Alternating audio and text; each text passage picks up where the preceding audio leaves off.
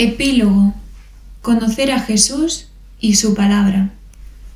Lección 13. Cuarto trimestre. Del 21 al 27 de diciembre del 2024. Sábado por la tarde. Día 21 de diciembre. Texto para memorizar. Escudriñad las Escrituras, porque os parece que en ellas tenéis vida eterna, y ellas son las que dan testimonio de mí. Juan capítulo 5 versículo 39. Un claro concepto de lo que es Dios y de lo que Él requiere que seamos producirá en nosotros una sana humildad. El que estudia correctamente la Sagrada Palabra aprenderá que el intelecto humano no es omnipotente.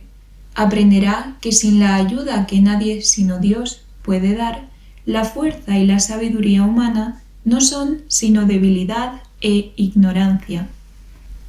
El que sigue la dirección divina ha hallado la única fuente verdadera de gracia salvadora y felicidad real, y ha obtenido el poder de impartir felicidad a todos los que lo rodean. Nadie sin religión puede disfrutar realmente de la vida. El amor a Dios purifica y ennoblece todo gusto y deseo, intensifica todo afecto y da realce a todo placer digno. Habilita a los hombres para apreciar y disfrutar de todo lo que es verdadero, bueno y hermoso. Pero lo que sobre todas las demás consideraciones debiera inducirnos a apreciar la Biblia es que en ella se revela a los hombres la voluntad de Dios. En ella aprendemos el propósito de nuestra creación y los medios por los cuales se lo puede alcanzar. Aprendemos a aprovechar sabiamente la vida presente y a asegurarnos la futura. Ningún otro libro puede satisfacer los anhelos del corazón o contestar las preguntas que suscitan en la mente. Si obtienen un conocimiento de la palabra de Dios y le prestan atención, los hombres pueden elevarse de las más bajas profundidades de la degradación hasta llegar a ser hijos de Dios, compañeros de los ángeles sin pecado. La educación cristiana, páginas 68 y 69. Domingo, día 22 de diciembre. Encuentro en Galilea. Lee Juan capítulo 21 versículos del 1 al 19. ¿Qué verdades cruciales se revelan aquí, especialmente sobre la gracia de Dios y la humildad humana? El éxito nunca falta cuando se obedece la orden del Maestro. Si el ministerio hubiera estado preguntando constantemente a Jesús dónde y cómo echar la red, habrían habido multitud de peces conversos, y nunca habría faltado carne, medios. Vívidamente recordaban la escena ocurrida al lado del mar cuando Jesús les había ordenado que le siguieran. Recordaban cómo, a su orden, se habían dirigido mar adentro, habían echado la red y habían prendido tantos peces que la llenaban hasta el punto de romperla. Entonces Jesús los había invitado a dejar sus barcos y había prometido hacerlos pescadores de hombres. Con el fin de hacerles recordar esta escena y profundizar su impresión, había realizado de nuevo este milagro. Su acto era una renovación del encargo hecho a los discípulos. Demostraban que la muerte de su maestro no había disminuido su obligación de hacer la obra que les había asignado, aunque habían de quedar privados de su compañía personal y de los medios de sostén que les proporcionara su empleo anterior. El Salvador resucitado seguiría cuidando de ellos. Mientras estuviesen haciendo su obra, proveería a sus necesidades, y Jesús tenía un propósito al invitarlos a echar la red hacia la derecha del barco. De ese lado estaba Él, en la orilla. Era el lado de la fe. Si ellos trabajaban en relación con Él y se combinaba su poder divino con el esfuerzo humano, no podrían fracasar. Cristo tenía otra lección que dar, especialmente relacionada con Pedro. La forma en que Pedro había negado a su maestro había ofrecido un vergonzoso contraste con sus anteriores profesiones de lealtad. Había deshonrado a Cristo e incurrido en la desconfianza de sus hermanos. Ellos pensaban que no se le debía permitir asumir su posición anterior entre ellos y él mismo sentía que había perdido su confianza. Antes de ser llamado a asumir de nuevo su obra apostólica, debía dar delante de todos ellos pruebas de su arrepentimiento. Sin esto, su pecado, aunque se hubiese arrepentido de él, podría destruir su influencia como ministro de Cristo. El Salvador le dio oportunidad de recobrar la confianza de sus hermanos y, en la medida de lo posible, eliminar el oprobio que había atraído sobre el Evangelio. En esto es dada una lección para todos los que siguen a Cristo. El Evangelio no transigue con el mal, no puede disculpar el pecado. Los pecados secretos han de ser confesados en secreto a Dios, pero el pecado abierto requiere una confesión abierta. El oprobio que ocasiona el pecado del discípulo recae sobre Cristo, hace triunfar a Satanás y tropezar a las almas vacilantes. El discípulo debe, hasta donde esté a su alcance, eliminar ese oprobio dando prueba de su arrepentimiento. 3 veces había negado Pedro abiertamente a su Señor, y 3 veces Jesús obtuvo de él la seguridad de su amor y lealtad, haciendo penetrar en su corazón esta aguda pregunta como una saeta armada de púas que penetrase en su herido corazón. Delante de los discípulos congregados, Jesús reveló la profundidad del arrepentimiento de Pedro y demostró cuán cabalmente humillado se hallaba el discípulo una vez jactancioso. Deseado de todas las gentes, páginas 750, 751 y 752. Lunes, día 23 de diciembre. Mantener los ojos en Jesús. Lee Juan, capítulo 21, versículos del 20 al 22. ¿Qué pregunta llevó a Pedro por un camino equivocado? ¿Cómo enderezó Jesús el camino? Mientras Pedro andaba al lado de Jesús, vio que Juan los estaba siguiendo. Le dominó el deseo de conocer su futuro y dice a Jesús: Señor, ¿y este qué? Dícele Jesús: si quiero que él quede hasta que yo venga, ¿qué a ti? Sígueme tú.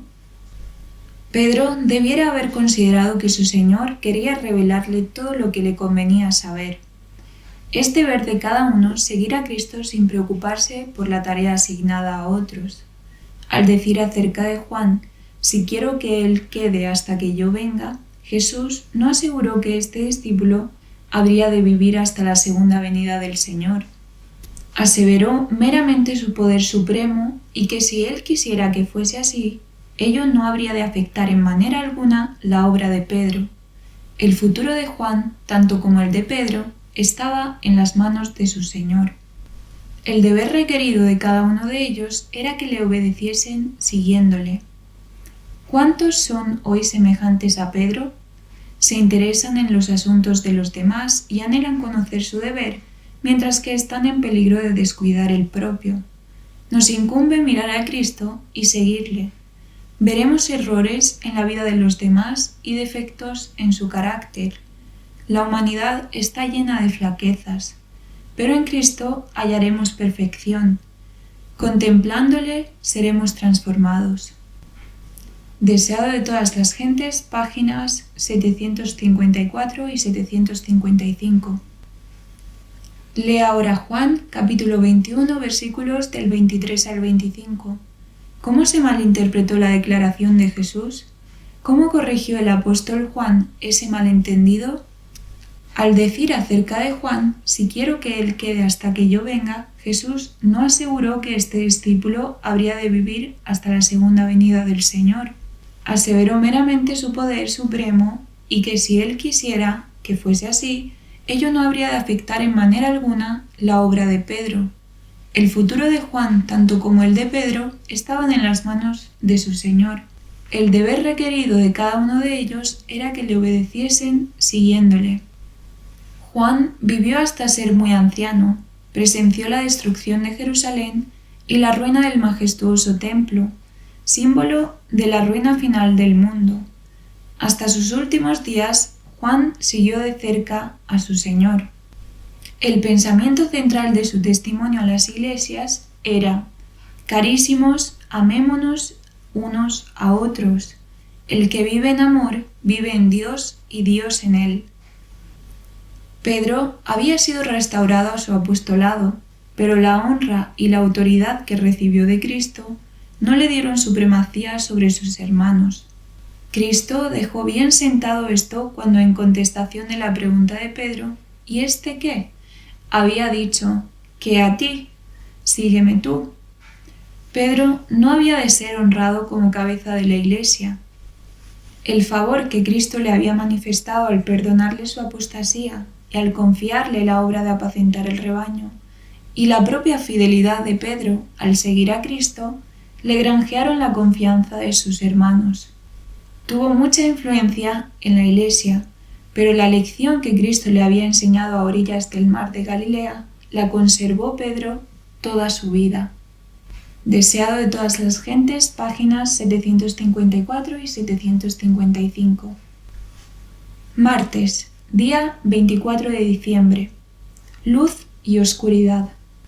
Lee Juan capítulo 1 versículos del 4 al 10, capítulo 3 versículos del 19 al 21, capítulo 5 versículo 35, capítulo 8 versículo 12, capítulo 9 versículo 5, capítulo 11 versículo 9 y 10, capítulo 12 versículo 35. Pregunta: ¿qué gran contraste se presenta aquí y por qué es este contraste tan fundamental para comprender la verdad? Estas palabras estaban en armonía con las de Jesús mismo, quien, cuando detuvo a Saulo en el camino a Damasco, declaró: «Para esto te he apreciado, para ponerte por ministro y testigo de las cosas que has visto y de aquellas en las que apareceré a ti, librándote del pueblo y de los gentiles, a los cuales ahora te envío, para que abras sus ojos, para que se conviertan de las tinieblas a la luz, y de la potestad de Satanás a Dios, para que reciban, por la fe que es en mí, remisión de pecados y suerte entre los santificados». Hechos capítulo 26 versículos del 16 al 18. Un objeto negro y sucio nunca refleja, consume toda la luz para sí. La luna brilla porque su superficie es de sustancia blanca. Si fuera de sustancia negra, no podría reflejar luz alguna. Lo mismo ocurre con la luz espiritual. Si estamos deseosos de brillar, debemos levantarnos y limpiarnos, despojarnos de nuestras vestiduras negras y sucias, tomar parte activa en este renacimiento y reforma bajo la supervisión del Espíritu Santo. La estupidez, el fanatismo y la indiferencia deben abandonarse y el pensamiento divino debe ponerse en acción. Así lo ordena el Señor. Lee ahora Juan capítulo 8 versículos del 42 al 44. ¿Cómo describe Jesús el falso fundamento sobre el que los líderes religiosos de Israel habían basado su fe? Jesús negó que los judíos fueran hijos de Abraham. Dijo: «Vosotros hacéis las obras de vuestro padre». En mofa respondieron: «Nosotros no somos nacidos de fornicación. Un padre tenemos que es Dios». Estas palabras, que aludían a las circunstancias del nacimiento de Cristo, estaban destinadas a ser una estocada contra Cristo en presencia de los que estaban comenzando a creer en él. Jesús no prestó oído a esta ruin insinuación, sino que dijo: «Si vuestro Padre fuera Dios, ciertamente me amaríais, porque yo de Dios he salido y he venido». Sus obras testificaban del parentesco de ellos con el que era mentiroso y asesino. «Vosotros de vuestro padre el diablo sois», dijo Jesús, «y los deseos de vuestro padre queréis cumplir». El homicida ha sido desde el principio, y no permaneció en la verdad, porque no hay verdad en él. Y porque yo digo verdad, no me creéis, porque Jesús hablaba la verdad, y la decía con certidumbre, no fue recibido por los dirigentes judíos. Era la verdad lo que ofendía a estos hombres que se creían justos. La verdad exponía la falacia del error, condenaba sus enseñanzas y prácticas y fue mal acogida. Ellos preferirían cerrar los ojos a la verdad antes que humillarse para confesar que habían estado en el error. No amaban la verdad, no la deseaban aunque era la verdad. Deseado de todas las gentes, páginas 432 y 433. Miércoles, día 25 de diciembre. Teología desde arriba o desde abajo. Lee Juan capítulo 4 versículos del 46 al 54. ¿Qué problema llevó al funcionario a Jesús y cuál era la verdadera cuestión subyacente? A pesar de toda la evidencia de que Jesús era el Cristo, el solicitante había resuelto creer en él tan solo si le otorgaba lo que solicitaba. El Salvador puso esta incredulidad en contraste con la sencilla fe de los samaritanos que no habían pedido milagro ni señal. Su palabra, evidencia siempre presente de su divinidad, tenía un poder convincente que alcanzó sus corazones. Cristo se apenó de que su propio pueblo, al cual habían sido confiados los oráculos sagrados, no oyese la voz de Dios que le hablaba por su Hijo. Sin embargo, el noble tenía cierto grado de fe, pues había venido a pedir lo que le parecía la más preciosa de todas las bendiciones. Jesús tenía un don mayor que otorgarle.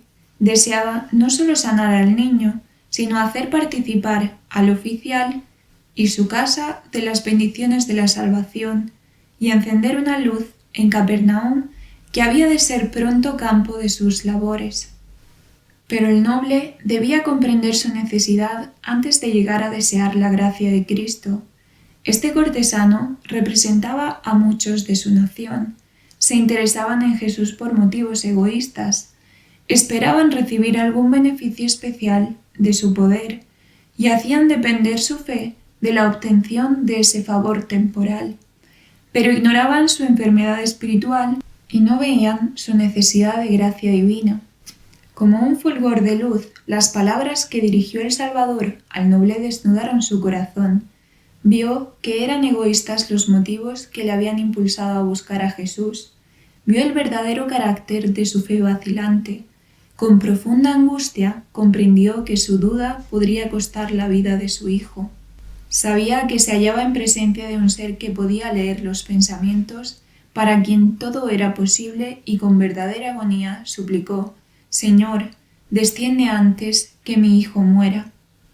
Su fe se aferró a Cristo como Jacob trabó del ángel cuando luchaba con él y exclamó: «No te dejaré si no me bendices». Deseado de todas las gentes, página 168.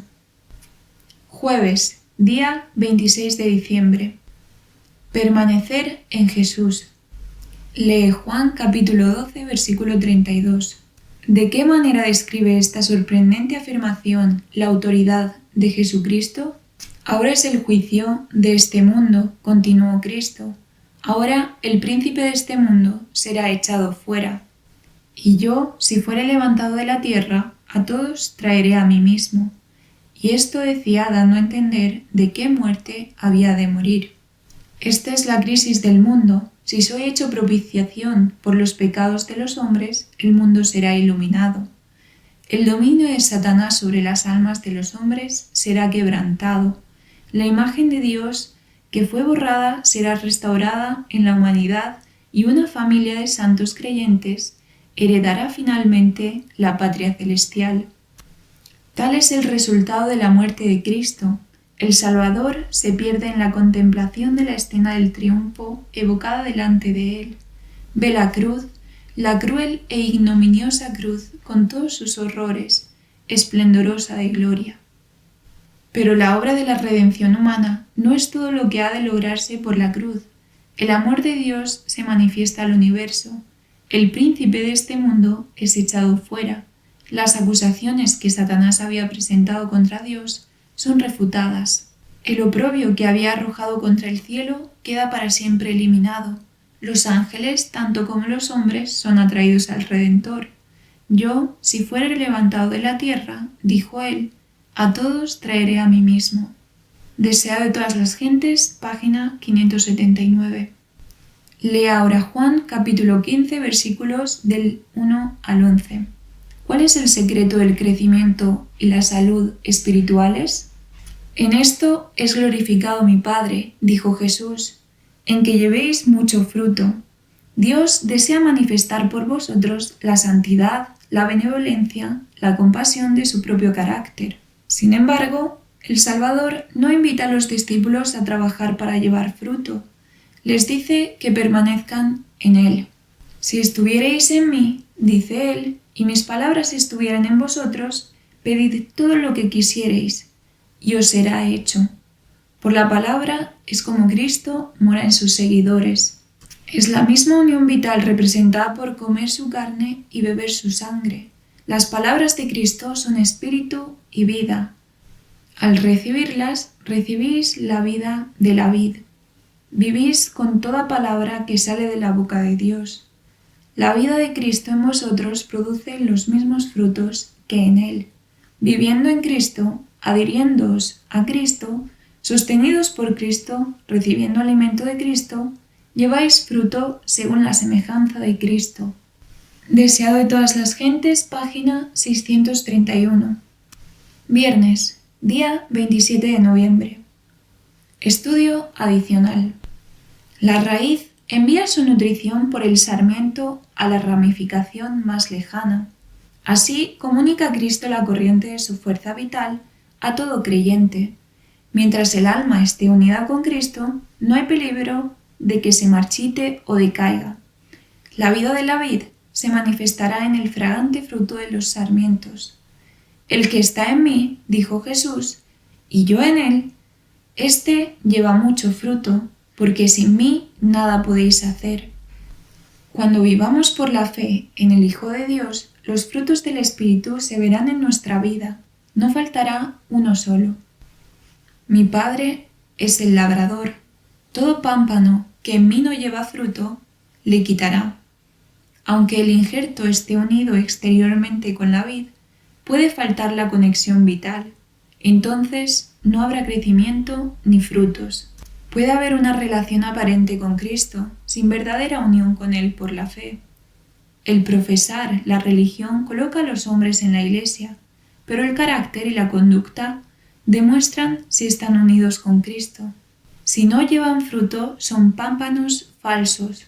Su separación de Cristo entraña una ruina tan completa como la representada por el sarmiento muerto.